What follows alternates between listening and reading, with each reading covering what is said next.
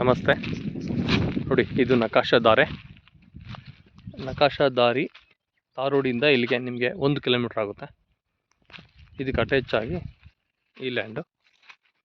ಇದು 6 ಎಕರೆ ಇದೆ, general property. ತುಂಬ ಚೆನ್ನಾಗಿದೆ ನೋಡಿ. ಸಾಯಿಲ್ ಕೆಂಪು ಬೋರು ನೋಡಿ ಯಾವ ಥರ ಇದೆ. ಸಾಯಿಲ್ ತುಂಬ ಚೆನ್ನಾಗಿದೆ.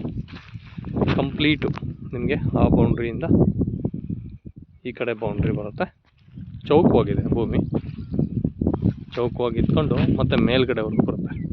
ಅಚ್ಚುಕಟ್ಟಾಗಿದೆ. ಗಿಡ ಮರ ಸ್ವಲ್ಪ ಬೆಳೆದಿದೆ. ಇದನ್ನೆಲ್ಲ ಅಚ್ಚುಕಟ್ಟು ಮಾಡಿಕೊಂಡ್ರೆ ಇದನ್ನು ತುಂಬ ಚೆನ್ನಾಗಿ ಕಾಣುತ್ತೆ ಭೂಮಿ. ದಾರಿ ನಿಮಗೆ ಯಾವುದೇ ಥರ ಸಮಸ್ಯೆ ಇಲ್ಲ.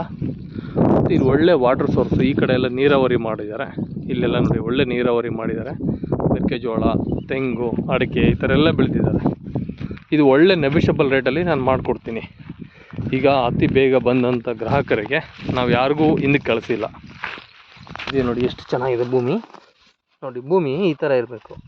ನಾವು ಯಾವುದಾದ್ರೂ ಒಂದು ಬೆಳೆ ಬೆಳಿಬೇಕಂದ್ರೆ ಈ ಥರ ಒಳ್ಳೆ ಅಚ್ಚುಕಟ್ಟಾದಂಥ ಮಣ್ಣಿದ್ರೆ ಮಾತ್ರ ನಮ್ಮ ಫಲವತ್ತತೆ ಚೆನ್ನಾಗಿರುತ್ತೆ. ಭೂಮಿ ಯಾವುದೇ ಥರ